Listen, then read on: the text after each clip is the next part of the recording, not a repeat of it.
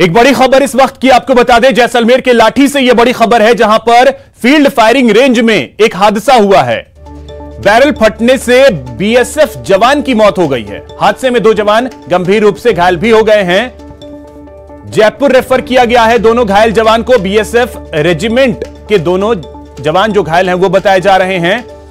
Practice के दौरान यह हादसा हुआ है। देर रात की यह घटना बताई जा रही है। तो जैसलमेर के लाठी से यह बड़ी खबर है, जहां पर बैरल फटने की वजह से बीएसएफ के एक जवान की मौत हो गई है, जबकि 2 लोग घायल हुए हैं और इन दोनों घायल जवानों को जोधपुर रेफर किया गया है। बीएसएफ रेजिमेंट के ये जवान बताए जा रहे हैं। सिकंदर शेख हमारे सहयोगी अधिक जानकारी के साथ जुड़ गए। सिकंदर, क्या जानकारी है पूरी?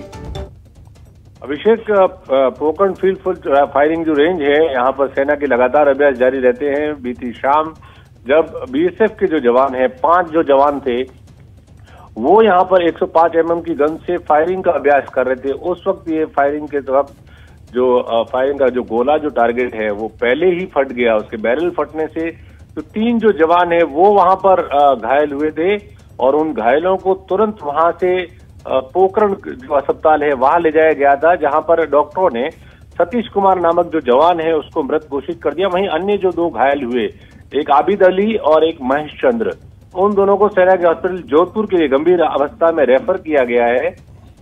यहाँ जो मृतक है, जो सतीश कुमार, वो आगरा उत्तर प्रदेश का निवासी बताया जा रहा है। बीएसएफ ने जो है वो उनके परिजनों को सूचना दी है, वो जब आएंगे तो उनका पोस्टमार्टम होगा। आपको बता दूं अभिषेक कि लगातार यहाँ पर सेना का अभ्यास जारी रहता है और हर बार इस तरह के हादसे होते रहते हैं, जिसमें कई जवानों ने अपनी जान गंवाई है।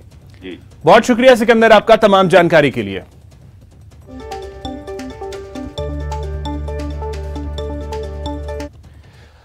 भीलवाड़ा से एक बड़ी खबर आपको बता दें, यहां पर 2 ट्रकों में जोरदार टक्कर हुई है। हादसे में 2 लोगों की मौत हुई है, जबकि 2 लोग घायल हो गए हैं। दोनों ट्रक ड्राइवरों की मौत हो गई है।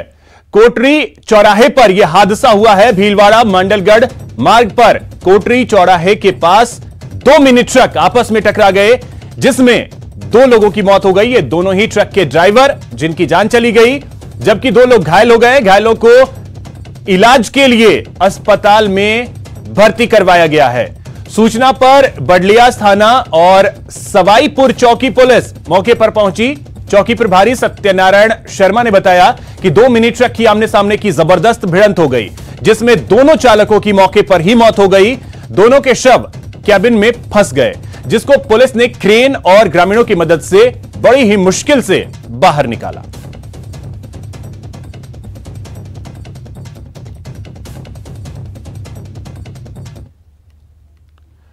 वहीं भरतपुर से एक बड़ी खबर आपको बता दें, जहां पर एक बस ने बाइक को टक्कर मार दी।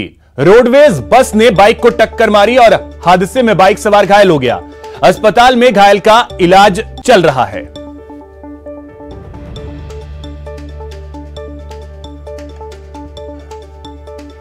तो यह बड़ी खबर भरतपुर से, जहां पर भरतपुर के बयाना वैर स्टेट हाईवे पर सरकारी कॉलेज के समीप रोडवेज बस की टक्कर से बाइक सवार महिला गंभीर रूप से घायल हो गई, जिसे उपचार के लिए सीएचसी में भर्ती करवाया गया। अस्पताल से मिली जानकारी के अनुसार रुदावल थाना क्षेत्र के गांव नगलातुला निवासी भावना अपने पीहर गांव से अपने भाई के साथ बाइक से अपने ससुराल नगलातुला जा रही थी। इसी दौरान बस की चपेट में आने की वजह से महिला घायल हो गई, जिसे इलाज के लिए अस्पताल में भर्ती करवाया गया। रोडवेज बस एक्सीडेंट हुआ, बयाने घूम रहे थे और तुले नंगरा को जा रहे थे और झट बस वाले में दे जाइए साड़ को ले तो करी तो सड़ गई, तो करी तो बेटा कर गई, मोटरसाइकिल लग गई। बूंदी से इस वक्त की बड़ी खबर आपको बता दें, जहां पर बिजली पोल से पुलिस वैन टकरा गई है। बेकाबू होकर पोल से जा टकराई है ये पुलिस की वैन। पुलिस महकमे का देर रात एक वाहन अनियंत्रित होकर विद्युत पोल से जा टकराया। जैसे ही बोलेरो कार पोल से टकराई, देवपुरा इलाके में हड़कंप मच गया और लोगों की भीड़ इकट्ठा हो गई। हालांकि इस पूरे मामले में पुलिस के आलाधिकारी बोलने से कुछ भी बचते नजर आए।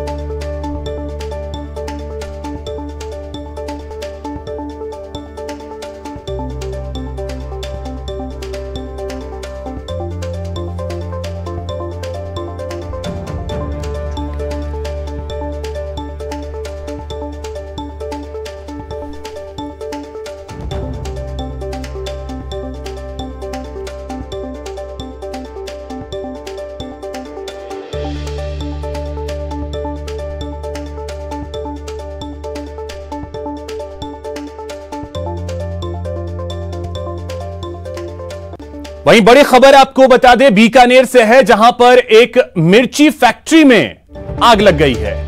बीकानेर से यह बड़ी खबर, जहां पर आग की वजह से हड़कंप मचा है। मिर्ची फैक्ट्री में आग लगी है। शॉर्ट सर्किट की वजह से यह आग लगी है। लाखों का सामान जलकर खाक हो गया। घंटों मशक्कत के बाद आग पर काबू पाया जा सका है।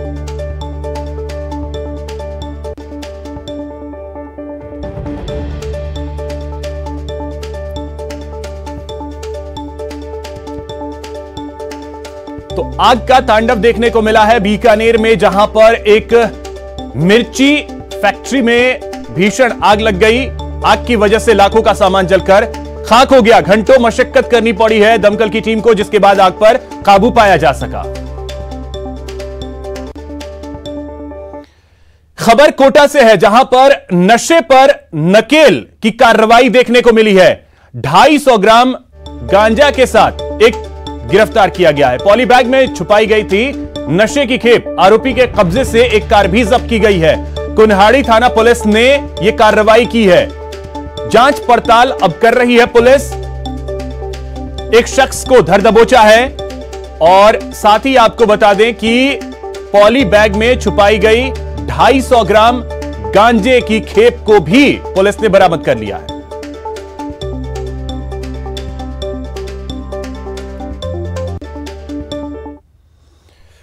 पाली से खबर है, जहां पर अंधविश्वास और हैवानियत का एक मामला सामने आया। रोंगटे खड़े करने वाला यह मामला है। एक महिला ने 2 तांत्रिकों पर 30 लाख रुपए की ठगी और दुष्कर्म करने का आरोप लगाया है। आरोप है कि यह तांत्रिक अपने चेले के साथ मिलकर महिला का 1 साल से ज्यादा समय तक यौन शोषण करता रहा। वहीं इलाके के कुछ और लोगों ने भी आरोपी तांत्रिक के खिलाफ लाखों रुपए की ठगी का आरोप लगाया। पुलिस ने आरोपियों के पास से एयरगन, नशीली दवाइयां, फर्जी आईडी पर ली गई सिम और आपत्तिजनक सामग्री बरामद किए हैं। पुलिस आरोपियों से लगातार पूछताछ कर रही है। ये तथ्य सामने आए हैं कि रोशन बाबा मूल रूप से एक मौलवी है जो कि बिहार का रहने वाला है। यहाँ कुछ मदरसों में मौलवी का काम भी किया है, लेकिन आजकल वो सिर्फ तंत्र विद्या के नाम पर गड़ा सोना निकालने का काम करता है, जिसमें यह भोले भाले लोगों को, विशेष करके अकेली परित्यक्ता विधवा महिलाओं के घर में सोने होने का विश्वास दिलाता है, उनसे बहन बेटी का रिश्ता बनाता है और उनसे रुपया हटता है और मौका मिलने पर उनके साथ दुष्कर्म भी करता है। तो श्याम चौधरी हमारे सहयोगी पाली से अधिक जानकारी के साथ जुड़ गए हैं। श्याम, क्या जानकारी है? लोग आस्था और अंधविश्वास में फर्क भी नहीं कर पा रहे। जी बिल्कुल अभिषेक, ये पाली जिले के सिरियारी थाना क्षेत्र का मामला है, जहां पर एक महिला को एक तांत्रिक ने बेटी बनाकर उसको उसके घर में धन गड्ढा होने का लालच दिया, जिस पर महिला लालच में आ गई और महिला को बताया गया कि उनमें उसके घर में करोड़ों की संपत्ति दबी हुई है। और उसी लालच में महिला तांत्रिक के संपर्क में आ गई और तांत्रिक रात्रि के समय महिला के घर आया जाया करता था और उसी दौरान उस महिला से आरोपी ने संबंध बना लिया, दुष्कर्म कर लिया। महिला ने इसकी शिकायत करने की कोशिश की तो आरोपी ने अपना एक सहयोगी को बुलाकर उसको क्राइम ब्रांच का अधिकारी बताते हुए धमकाया कि अगर तूने कोई कार्रवाई करने की कोशिश की तो तुझे गिरफ्तार कर लेंगे। इसी के चलते उसने तांत्रिक ने महिला के साथ 16 माह तक दुष्कर्म किया और 50 लाख से अधिक रुपए भी हड़प लिए। जी श्याम, तो गिरफ्तारी 2 लोगों की हुई है और इनका पूरा गैंग होगा। पूछताछ में क्या कुछ चीजें अभी तक निकल करके आई हैं? जी बताया जा रहा है कि इन आरोपियों ने इसे एक महिला के साथ ठगी नहीं की है और भी कई मामले हैं, कई लोग हैं जिनके साथ घरों में धन निकालने की लालच दिया और उन लोगों के साथ ठगी की वारदात भी की है। पुलिस इस मामले की पड़ताल कर रही है और मामले की गंभीरता को देखते हुए पुलिस अधीक्षक कालूराम रावत ने सीओ सोजत हेमंत जाखड़ को इस मामले की जांच दी है, जिस पर 4 परिवादी अभी तक सामने आने की बात बताई जा रही है, जिन लोगों के साथ भी आरोपी ने ठगने की वारदात की है। चलिए, बहुत शुक्रिया श्याम आपका तमाम जानकारी के लिए।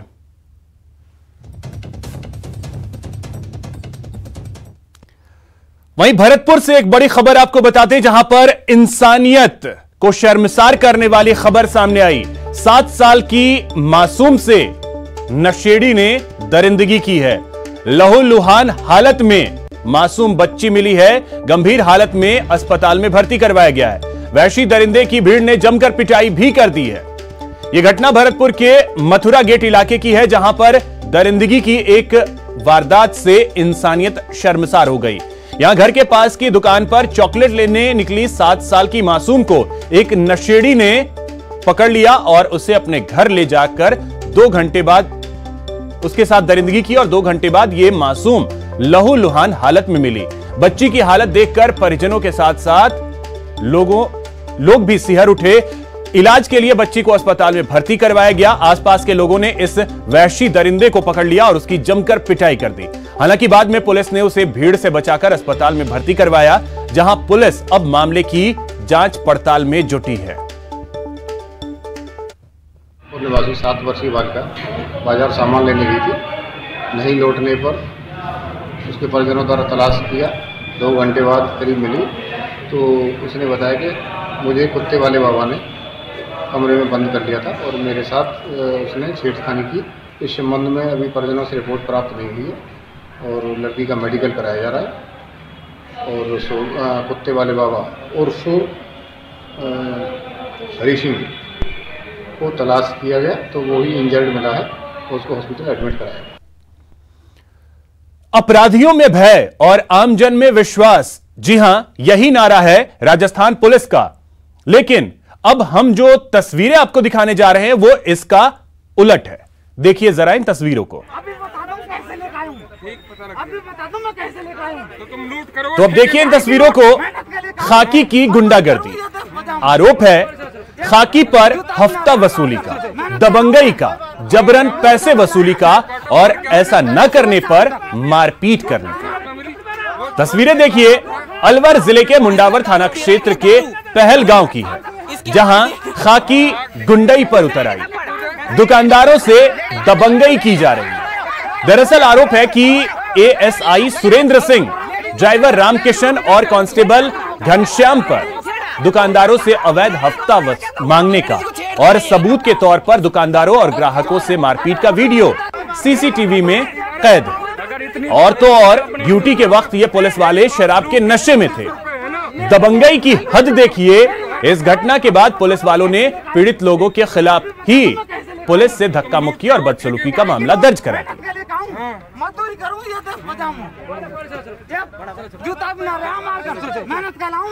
खबर जयपुर से, जहां पर पटवारियों का आंदोलन लगातार जारी है। आज 17वां दिन है आंदोलन का।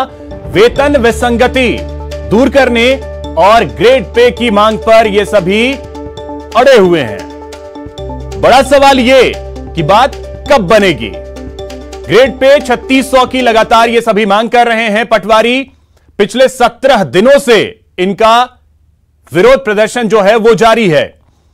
अब तो संभागवार पेन डाउन हड़ताल भी शुरू कर दिया है इन पटवारियों ने।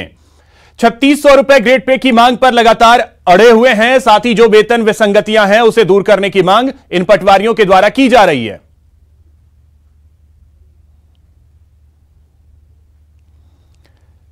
तो ग्रेड पे को लेकर जो गदर मचा है उस पर जो मांगे हैं क्या क्या है वो भी हम आपको ग्राफिक्स के जरिए बता रहे हैं कि क्या क्या मांगे हैं।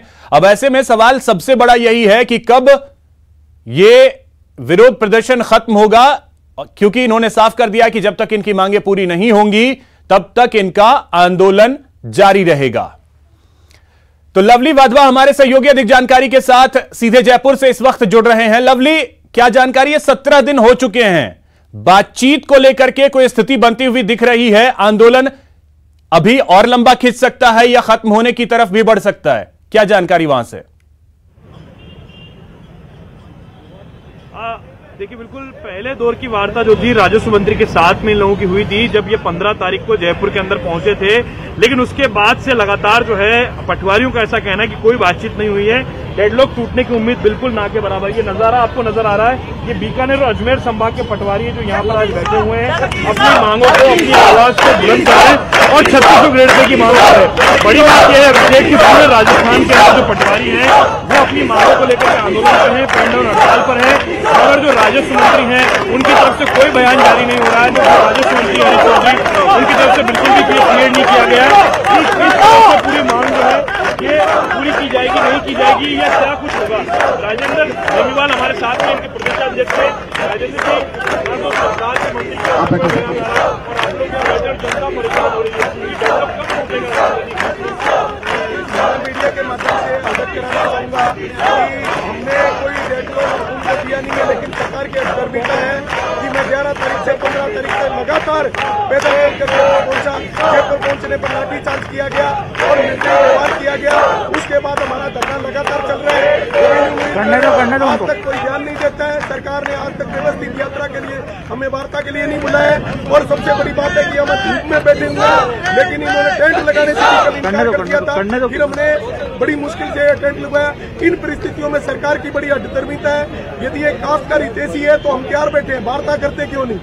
जब सरकार की तरफ से वार्ता का कोई प्रपोजल ही नहीं आएगा, वार्ता में कोई बैठेगा नहीं सक्षम स्तर का अधिकारी, तो हम किस स्तर पर वार्ता करें? राजेंद्र जी, 67 तरह के काम होते हैं, 70 से 67 तरह के काम होते हैं जो पटवारी करता है, सारे काम प्रभावित हो रहे हैं। क्या सरकार का कोई भी नुमाइंदा बातचीत करने के लिए नहीं है? कोई संदेश नहीं आया? सरकार पूरी तरह सोई हुई है।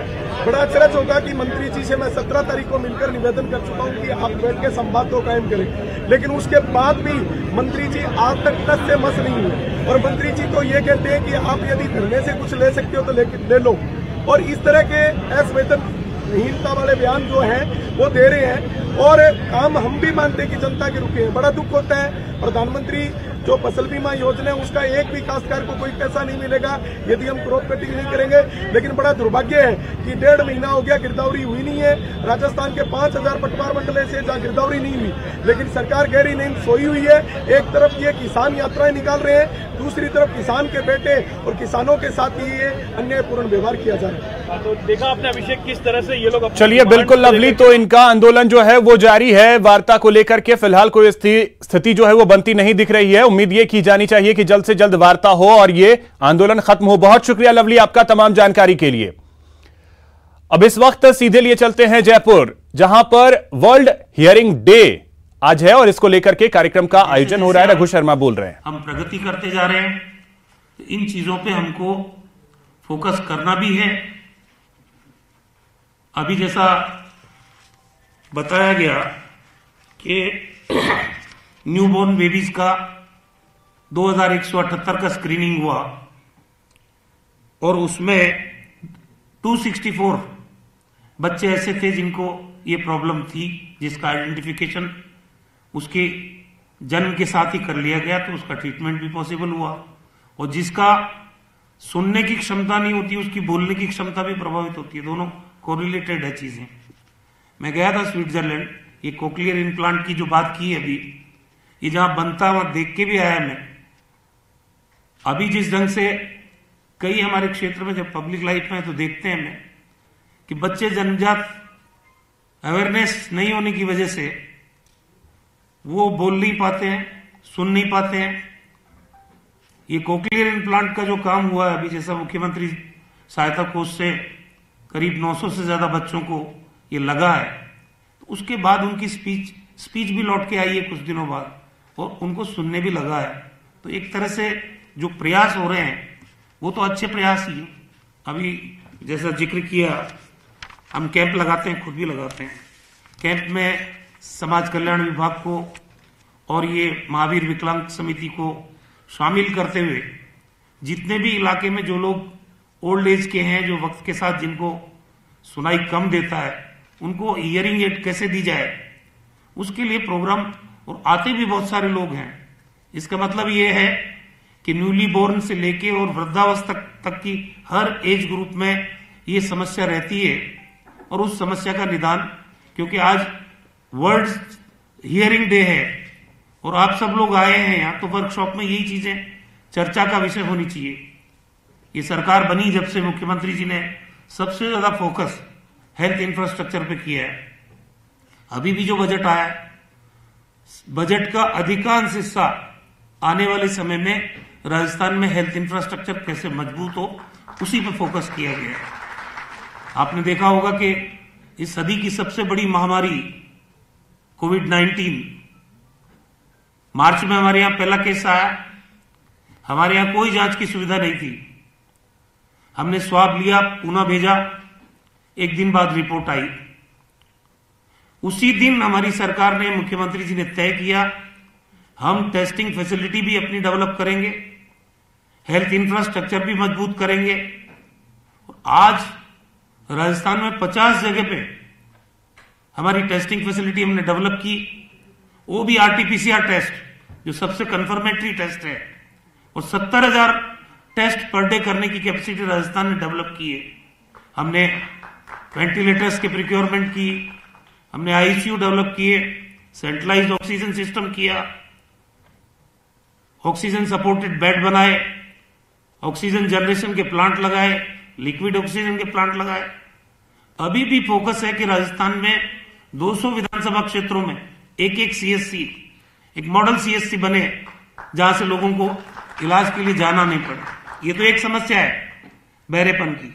और अभी हमने सबसे ज्यादा फोकस करना है आईसी एक्टिविटी को, इंफॉर्मेशन, एजुकेशन और कम्युनिकेशन। ये एक ऐसी चीज है जिससे समस्या पैदा ही नहीं हो। अभी आपको ध्यान होगा, हमने निरोगी राजस्थान जब 1 साल हमारी सरकार को हुआ, मुख्यमंत्री जी ने शुरू किया, 10 हमने उसमें पॉइंट्स लिए कि हम इन पॉइंट्स पे राजस्थान में फोकस करेंगे। और निरोगी राजस्थान का मतलब क्या है? लोग बीमार नहीं पड़े, इतनी अवेयरनेस हमारे यहां जागृत हो जाए। राजस्थान के जितने रेवेन्यू विलेजेस हैं, उनमें एक हमारी बहन और एक हमारे भाई, उसको हमने स्वास्थ्य मित्र के लिए चयनित किया, और शहरी क्षेत्रों में, वार्डों में भी एक इसी प्रकार का चयन किया। लेकिन अचानक कोविड आया मार्च में, हमने दिसंबर 18 को ये प्रोग्राम लॉन्च किया था कि वृद्धावस्था में जो प्रॉब्लम आती है, हमारी माताओं और बहनों को, बच्चों को जो समस्याएं आती है, जो एडोलेसेंट एज ग्रुप के बच्चे हैं, उनको क्या क्या समस्याएं आती है, उनको एड्रेस करने के लिए इस तरह से 10 पॉइंट हमने लिए थे निरोगी राजस्थान का। तो निरोगी राजस्थान का बेसिकली कंसेप्ट यही था कि आदमी बीमार नहीं पड़े, इतनी अवेयरनेस उसमें हो जाए, और अगर बीमार पड़ने के लक्षण कहीं नजर आते हैं तो उसको शुरुआती दौर में ही हम ट्रीटमेंट देके, ताकि उसकी बीमारी विकराल रूप नहीं ले। चलिए बात करते हैं विधानसभा की, जहां आज की कार्यवाही 11 बजे शुरू होगी, और उम्मीद यही है कि आज एक बार फिर से हंगामेदार हो सकती है कार्यवाही। दरअसल बजट अभिभाषण पर बहस जारी रहेगी। शिक्षा, बिजली, कृषि के मामले पर सवाल जवाब होंगे। विधानसभा में हंगामे के पूरे आसार आज भी हैं। बजट अभिभाषण पर बहस होगी। नड्डा के दौरे पर कांग्रेस हमला कर सकती है।